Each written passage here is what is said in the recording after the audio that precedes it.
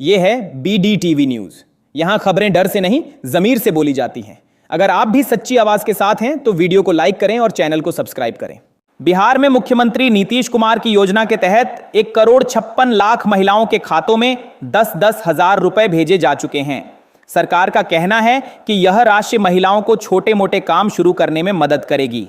इसके साथ ही नीतीश कुमार ने बड़ा ऐलान किया है कि जो महिलाएं इस मदद से अपना काम आगे बढ़ाएंगी और सफल होंगी, उन्हें अगले चरण में 2 लाख रुपए तक की अतिरिक्त सहायता दी जाएगी। इस योजना का उद्देश्य महिलाओं को आर्थिक रूप से मजबूत बनाना और उन्हें आत्मनिर्भर बनाना है।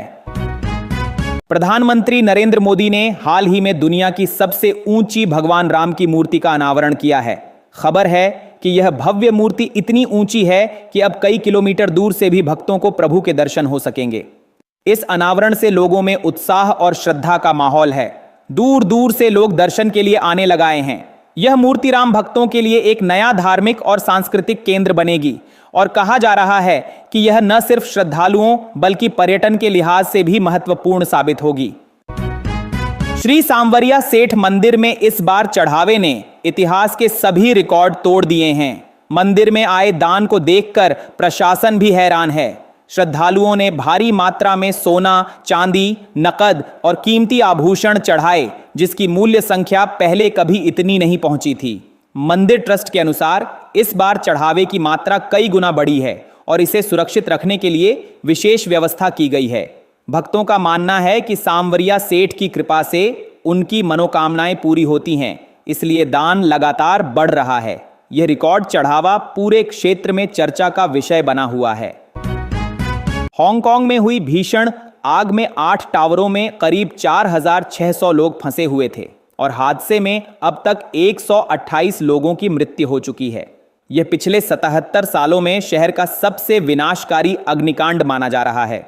जले हुए इलाके से बचाए गए लोग, घायलों और बेसहारा हुए परिवारों की संख्या भारी बताई जा रही है।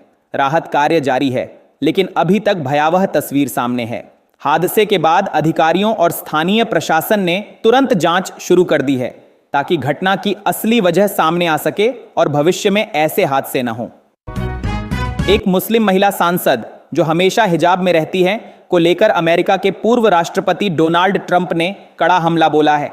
ट्रंप ने उन पर कई आरोप लगाए, जिनमें यह दावा भी शामिल है कि सांसद ने कथित रूप से अपने ही भाई से शादी की थी। हालांकि इन आरोपों की स्वतंत्र पुष्टि नहीं हुई है, फिर भी ट्रंप ने उन्हें निशाना बनाते हुए कहा कि ऐसी व्यक्तियों को अमेरिकी राजनीति में जगह नहीं मिलनी चाहिए। इस बयान के बाद राजनीतिक माहौल गर्म हो गया है और कई लोग इसे चुनावी रणनीति तथा मुस्लिम समुदाय पर सीधा हमला मान रहे हैं। पूर्व भारतीय कप्तान महेंद्र सिंह धोनी की हाई प्रोफाइल पार्टी में इंडिया नेशनल क्रिकेट टीम के कई दिग्गज खिलाड़ियों ने शिरकत की। पार्टी में विराट कोहली, ऋषभ पंत समेत कई स्टार क्रिकेटर मौजूद थे। यह जमावड़ा क्रिकेट रस्म और रिवाज और पुरानी दोस्ती को फिर से गहरा करता दिखा। सोशल मीडिया पर इन फोटोज ने खूब सुर्खियां बटोरी। ऐसा कहा जा रहा है कि पार्टी में टीम की एकता और दोस्ती का ही असली जश्न मनाया गया। यूक्रेन में बड़ा राजनीतिक भूचाल तब आया जब सरकार के एक महत्वपूर्ण अधिकारी पर करोड़ों रुपए के भ्रष्टाचार का आरोप सामने आया। आरोप है कि युद्ध के बीच सैन्य खरीद से जुड़ी कई सौदेबाजियों में भारी गड़बड़ी की गई, जिससे देश को गंभीर नुकसान हुआ।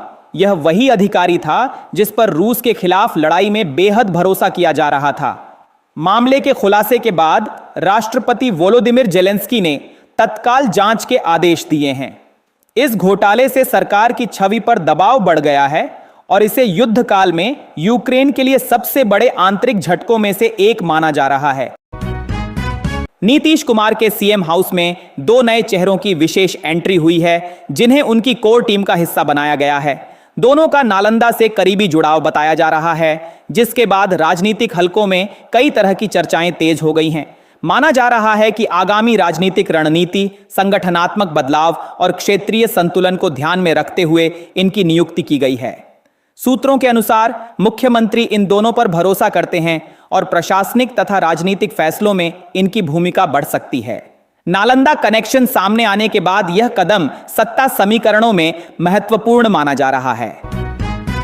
हिंगोली में शुक्रवार सुबह अचानक राजनीतिक भूचाल आ गया, जब संतोष बांगर के घर पर तेजी से कार्रवाई करते हुए छापा पड़ा।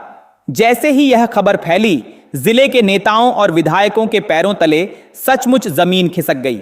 बांगर के घर से किस तरह की चीजें मिलीं, यह आधिकारिक तौर पर नहीं बताया गया, लेकिन सूत्रों का दावा है कि छापे के दौरान माहौल बेहद तनावपूर्ण था। हिंगोली की राजनीति में एकदम उबाल आ गया है। कार्यालयों से लेकर चौक चौराहों तक बस इसी कार्रवाई की चर्चा है। विरोधी दल इसे सबसे बड़ा खुलासा बता रहे हैं, जबकि समर्थक इसे सोची समझी साजिश कह रहे हैं। 3 राज्यों के नक्सलियों ने सरकार को पत्र लिखकर कहा है कि वे 1 महीने के भीतर सरेंडर कर देंगे और अनुरोध किया है कि उनके खिलाफ चल रहे ऑपरेशन को रोका जाए। इस चौंकाने वाले पत्र ने सुरक्षा एजेंसियों और राज्य सरकारों को सकते में डाल दिया है। सूत्रों के अनुसार नक्सली लगातार सैन्य कार्रवाई और छापों से परेशान हैं और अब लड़ाई छोड़ शांति की राह अपनाना चाहते हैं। सरकार और सुरक्षा बल इस पत्र की गंभीरता से समीक्षा कर रहे हैं। यह देखना बाकी है कि आगे क्या कदम उठाए जाते हैं और क्या नक्सलियों का यह ऐलान सच में शांति की ओर है। सुप्रीम कोर्ट में SIR स्पेशल इंस्टीट्यूशनल रजिस्ट्री पर सुनवाई के दौरान वकील कपिल सिब्बल ने बड़ा सवाल उठाया कि पिता के जन्म का प्रमाण कहां से लाया जाए। उन्होंने दलील दी कि ऐसी स्थिति में नागरिकों को कागजी प्रमाण जुटाने में कठिनाई होती है। इस पर चीफ जस्टिस DY सूर्यकांत ने कहा कि यह एक महत्वपूर्ण चूक है और नागरिकों को अपने अधिकारों की जानकारी रखते हुए प्रमाण उपलब्ध कराना चाहिए। कोर्ट ने इस मुद्दे पर गंभीरता जताते हुए कहा कि सिस्टम में सुधार की जरूरत है ताकि लोगों को ऐसी कानूनी जटिलताओं से बचाया जा सके। रूस के राष्ट्रपति व्लादिमीर पुतिन की भारत यात्रा 5 से 6 दिसंबर को होने वाली है और इस दौरान दोनों देशों के बीच 3 बड़े समझौतों पर मुहर लगने की संभावना है। कूटनीतिक सूत्रों के अनुसार इन समझौतों में रक्षा, ऊर्जा और आर्थिक सहयोग से जुड़े समझौते शामिल हो सकते हैं। भारत और रूस की द्विपक्षीय वार्ता में व्यापार, निवेश और तकनीकी साझेदारी को भी बढ़ावा देने पर जोर दिया जाएगा। पुतिन की यात्रा के दौरान दोनों नेताओं के बीच उच्च स्तरीय बैठकें होंगी, जो रणनीतिक साझेदारी और क्षेत्रीय स्थिरता के लिए महत्वपूर्ण मानी जा रही हैं। RJD की हालिया समीक्षा बैठक में पार्टी के अंदरूनी संकट और नेतृत्व पर सवालों का नंगा नाच सामने आया है। तेजस्वी यादव पर अब उनके ही अपनों ने सवाल उठाए, जिससे स्पष्ट हो गया कि संगठन के भीतर भी असंतोष है। बैठक के दौरान विभिन्न प्रदेश नेताओं ने पार्टी की रणनीति, चुनावी तैयारी और कार्यकर्ताओं की सक्रियता पर खुलकर चर्चा की। खासकर यह सवाल उठे कि लालू यादव के पुत्र और वरिष्ठ नेताओं की मौजूदगी में पार्टी की नीतियों और भविष्य की दिशा को लेकर कितनी गंभीरता दिखाई जा रही है। इस बैठक ने यह भी दिखाया कि RJD में सत्ता संतुलन और निर्णय लेने की प्रक्रिया पर गहरी जांच और आत्ममंथन की जरूरत है। राजनीतिक पर्यवेक्षकों का कहना है कि अगर ये मुद्दे जल्द नहीं सुलझाए गए तो आगामी चुनावों पर इसका असर पड़ सकता है।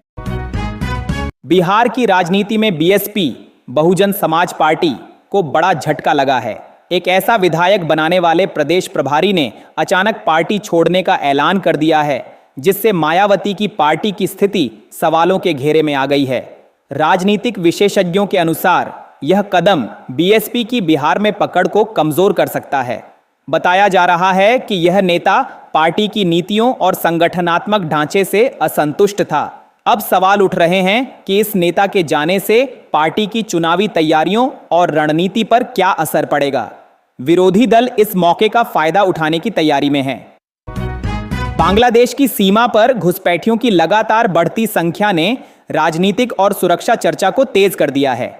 SIR स्पेशल इंस्टीट्यूशनल रजिस्ट्री की कड़ाई और लागू कानूनों के चलते सीमा पर खौफ का माहौल है। वहीं पश्चिम बंगाल की मुख्यमंत्री ममता बनर्जी की रणनीति को भी इस पर असर डालते देखा जा रहा है। राजनीतिक विशेषज्ञों का कहना है कि कुछ क्षेत्रों में प्रशासनिक नियंत्रण की कमी और सामाजिक सांस्कृतिक जुड़ाव के कारण घुसपैठियों की आवक बढ़ रही है। सरकार ने यह सुनिश्चित करने के लिए सुरक्षा बलों को सघन निगरानी और पेट्रोलिंग बढ़ाने के निर्देश दिए हैं, ताकि सीमा सुरक्षा मजबूत रहे और अवैध आवक को रोका जा सके। खाड़ी देशों ने हाल ही में पाकिस्तान की बजाय इंडियन नेवी को चुना है और अब वे भारत के साथ मिलकर बड़े पैमाने पर नौसैनिक अभ्यास कर रहे हैं। विशेषज्ञों के अनुसार यह निर्णय रणनीतिक, तकनीकी और भरोसे के आधार पर लिया गया है। भारतीय नौसेना की आधुनिक क्षमता, प्रशिक्षण गुणवत्ता और क्षेत्रीय सुरक्षा में योगदान ने खाड़ी देशों को आकर्षित किया। इन अभ्यासों में सतही और पनडुब्बी युद्ध तकनीक, समुद्री सुरक्षा और संकट प्रबंधन जैसे महत्वपूर्ण अभ्यास शामिल हैं। यह साझेदारी भारत की समुद्री सामरिक स्थिति को मजबूत करने के साथ ही क्षेत्रीय सहयोग और विश्वास निर्माण का भी संदेश देती है। खाड़ी देशों के इस कदम को भारत पाकिस्तान संतुलन और क्षेत्रीय भू राजनीति में महत्वपूर्ण माना जा रहा है। पाकिस्तान में राजनीति और पारिवारिक विवाद एक साथ उभरकर सामने आया है जब पूर्व प्रधानमंत्री इमरान खान की बहन ने भाई से मिलने के लिए कोर्ट का रुख किया। हालांकि जज ने उन्हें भी इमरान से मिलने की अनुमति नहीं दी। इस फैसले के बाद पाकिस्तान तहरीक-ए-इंसाफ पीटीआई पार्टी ने इस मामले को गंभीरता से लेते हुए कानूनी और राजनीतिक कदम उठाने की तैयारी शुरू कर दी है। पार्टी के सूत्रों के अनुसार यह कदम इमरान खान और उनके समर्थकों के अधिकारों की रक्षा और राजनीतिक दबाव को चुनौती देने के लिए उठाया जाएगा। इस घटना ने देश की राजनीतिक हलकों में नई बहस छेड़ दी है। पश्चिम बंगाल में SIR स्पेशल इंस्टीट्यूशनल रजिस्ट्री को लेकर सियासी हलचल काफी तेज हो गई है। तृणमूल कांग्रेस TMC के सांसदों ने सीधे चुनाव आयोग के कार्यालय का रुख किया और वहां कई अहम सवाल उठाए। सांसदों का कहना था कि SIR के लागू होने से राज्य में प्रशासनिक और राजनीतिक परिस्थितियों पर गंभीर असर पड़ सकता है। उन्होंने यह भी सवाल उठाए कि क्या यह कदम चुनावी निष्पक्षता और नागरिकों के अधिकारों को प्रभावित करेगा। राजनीतिक विश्लेषकों का कहना है कि यह कदम TMC की रणनीति का हिस्सा है, जिससे राज्य में राजनीतिक दबाव बन सके और केंद्र सरकार की नीतियों पर सवाल उठाए जा सकें। इस आंदोलन ने पश्चिम बंगाल की सियासत में नई चर्चा और बहस को जन्म दिया है। बिहार की राजनीति में कांग्रेस की समीक्षा बैठक इस कदर बिगड़ गई कि माहौल जंग के अखाड़े जैसा बन गया। चुनाव हार पर चर्चा हो रही थी, तभी दो कांग्रेस प्रत्याशी आपस में भिड़ गए और बहस इतनी बढ़ी कि एक ने गुस्से में धमकी देते हुए कहा, बिहार चलो, मुंह में गोली मार दूंगा। इस घटना ने पार्टी की अंदरूनी लड़ाई और अनुशासनहीनता को पूरी तरह उजागर कर दिया। समाधान ढूंढने की जगह बैठक आरोप प्रत्यारोप और धमकियों में बदल गई, जिससे कांग्रेस की स्थिति और भी सवालों के घेरे में आ गई है।